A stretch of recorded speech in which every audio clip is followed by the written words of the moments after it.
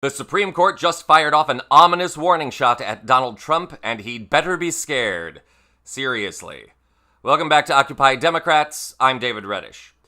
Donald Trump really hates judges, at least the judges that call him on his illegal acts. So that's most judges. In the past 2 months since Trump returned to the White House, has it only been 2 months? I think I've aged 5 years. How about you? Since returning to the White House and signing off on a stack of dubious executive actions, the American courts have remained the biggest and most unyielding check on Trump's attempts to install himself as a dictator.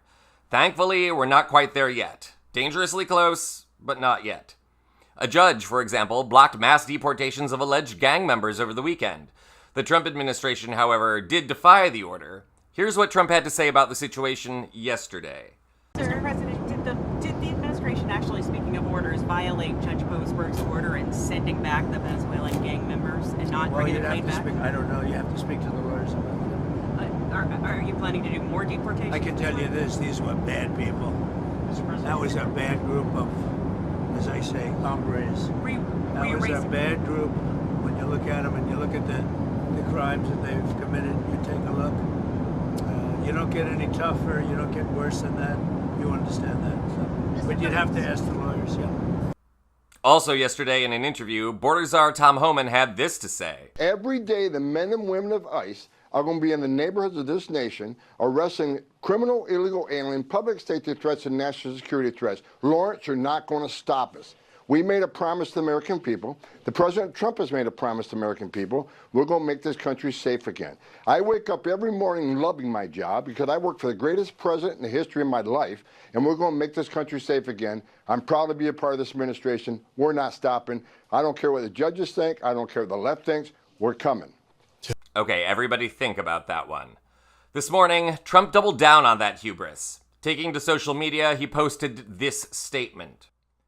This radical left lunatic of a judge, a troublemaker and agitator who was sadly appointed by Barack Hussein Obama, was not elected president. He didn't win the popular vote by a lot. He didn't win all 7 swing states. He didn't win 2,750 to 525 counties. He didn't win anything. I won for many reasons in an overwhelming mandate, but fighting illegal immigration may have been the #1 reason for this historic victory.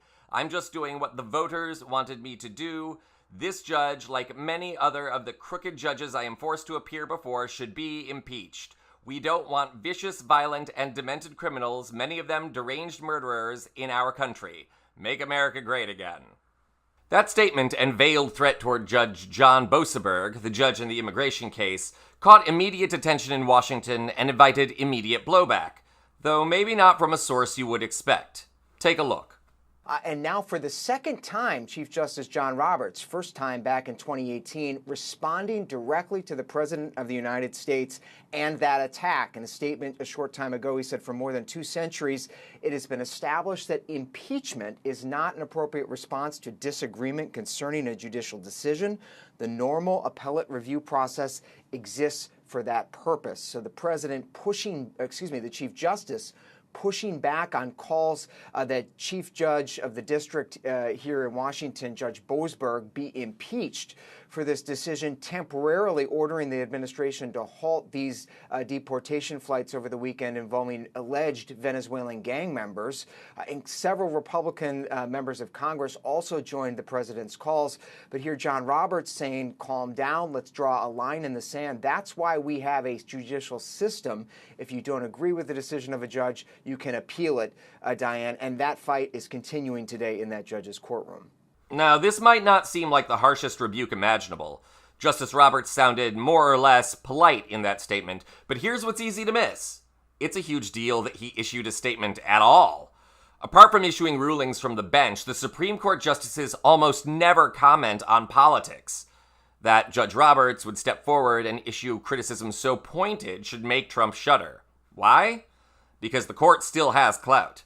Yes, Trump has defied court orders already regarding deportations, but a Chief Justice weighing in should give pause to Trump's minions who follow his orders when he defies a lower court ruling.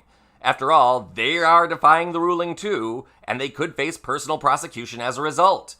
That should make them a bit less zealous in their breaking the law. People like Homan should also take heed. He set himself up as the perfect fall guy in a situation like this.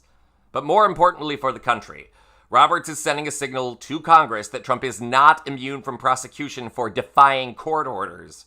If Roberts continues to be vocal, that will put the Republicans in Congress under enormous pressure to impeach Trump for his illegal acts. Bear in mind as well that the judge who presides over impeachment is always the Chief Justice. And, like any court case, Trump does not want Judge Roberts to be mad at him going into trial. Roberts could cause major headaches for Trump in an impeachment. He could also cause major headaches for Trump even if the Congress does not act.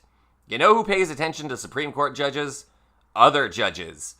Any appeal Trump makes on this case, or any other, now has the onus of the Chief Justice of the Supreme Court hovering over it. That enables judicial pushback as well. So, are Trump's days numbered? Let's hope so. I'm sick of waiting, and I'm sure you are too. The past 2 months have been horrible, so let's accept Roberts' statement as at least the faintest glimmer of hope. Right now, the American people can use it. Roberts will not cede his power, or the power of the judiciary, to Trump so easily. And Democrats, take note. The real fight to take back our nation has begun. I'm David Reddish.